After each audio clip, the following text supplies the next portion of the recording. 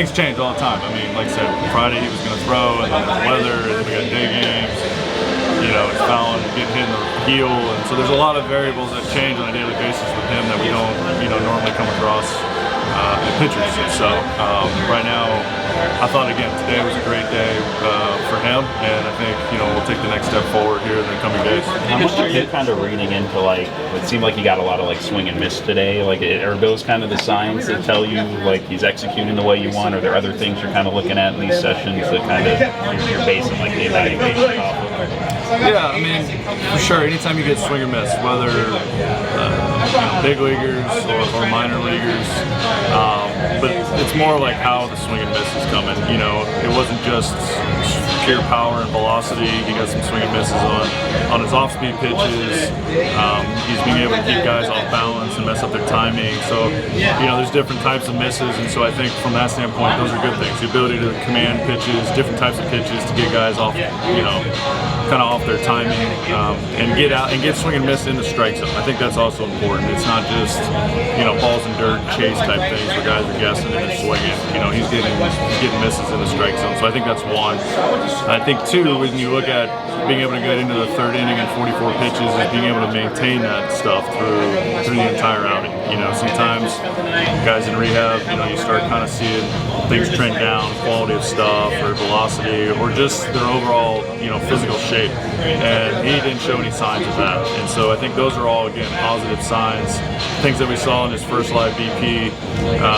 Those are kind of look at different layers. And again, I thought today was another extremely positive day.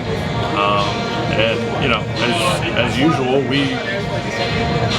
you can tell by the amount how important he is to our club, by the amount of fans that are on our own active team are out here watching it, because everybody wants to see him on the mound. You see other teams on the mound, and so it's unusual to see a guy go throw 3 innings in a sim game, and now he's going to go out in DH and hopefully help us win a ball game tonight too as well. How close does he look pitch to pitch to the version of him that you'd like to see when he's out in games, and the type of version of Ohtani you envision him being in terms of quality and shapes and stuff like that? I thought today was, I think it's close. I don't even think we would see the version that we would, that everybody expects until he's in a real game, probably for 3 or 4. I think that's still probably a kind of a TBD.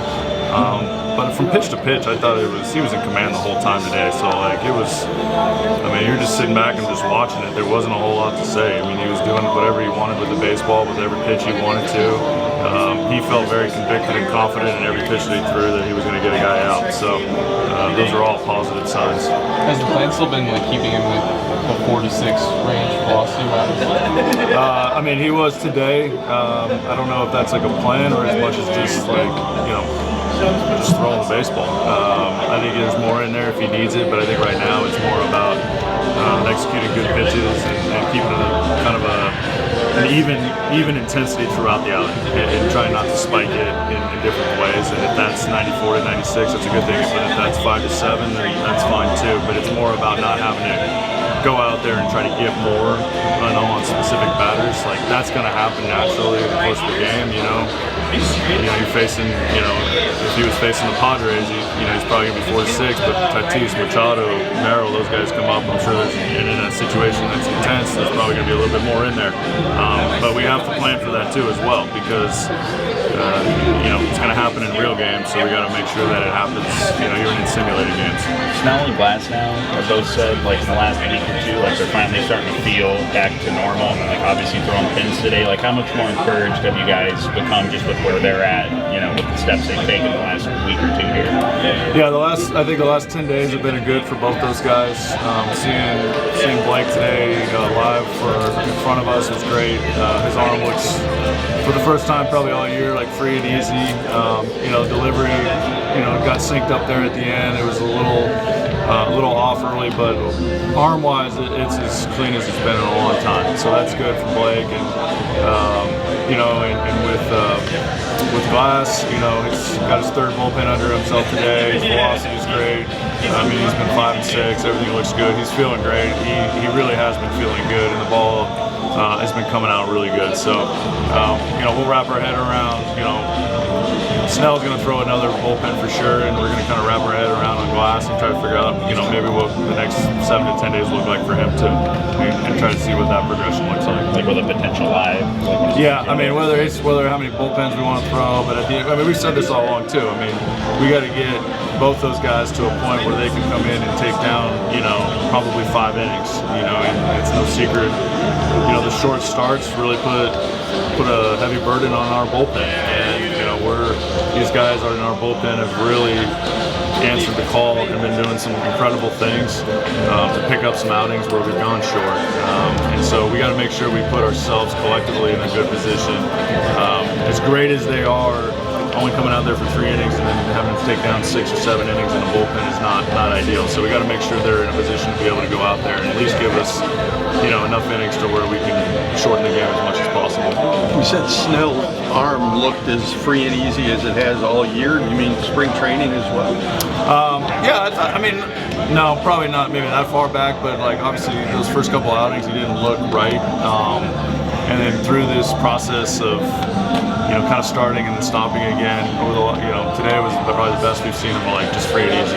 And before we left on the road trip, it was looking much cleaner too. But to see him on a mound today was the first time in a long time where we've seen just a nice clean acceleration and through the arm stroke. Ball was coming out free and easy with no hesitation. So those are all the things, at least from a naked eye test, look really good. Hey Mark, have you gotten any reports from guys that kind of background I have not. No, I know we got the reports and kind of the things that they're going to work on, but I haven't got any reports on him right now. Is there anything on Roki, and is there anything besides just getting healthy that he's going to have to do during this time to sort of get to where you'd like him to be? Not a whole lot to report on Roki. He's still playing some light catch and trying to move forward.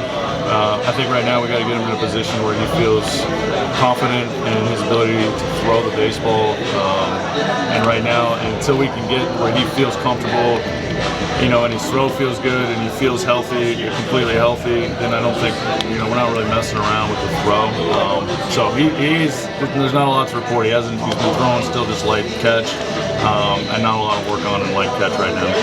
For Roki, Snell and Glasnow, is it kind of the mental commitment, once they're pain free, to getting that throw to the point where it is clean and they're not thinking about it as much? Yeah, there's always a mental component when you're hurt because you're always wondering, am I going to feel something at that moment or wherever that individual felt something. And so there's a little bit of a mental barrier that they all need to get through. And I think like I said, the last 7 to 10 days, I think with Glass and Snell, those guys have really turned the corner and started to accelerate their program and the intensity of their throws. Unfortunately, and Roki's just as frustrated. He hasn't really got to that point yet. But again, sometimes that can happen in 4 to 5 days, and all of a sudden they get through that and they turn it. And that happened with these 2 guys. They had moments of frustration, and then all of a sudden things turned very quickly, and then they started to push through and accelerate at a good pace right now. So Roki is pain free. He's pain free, but hasn't cut to the point where he can put enough intensity to push forward in his progression.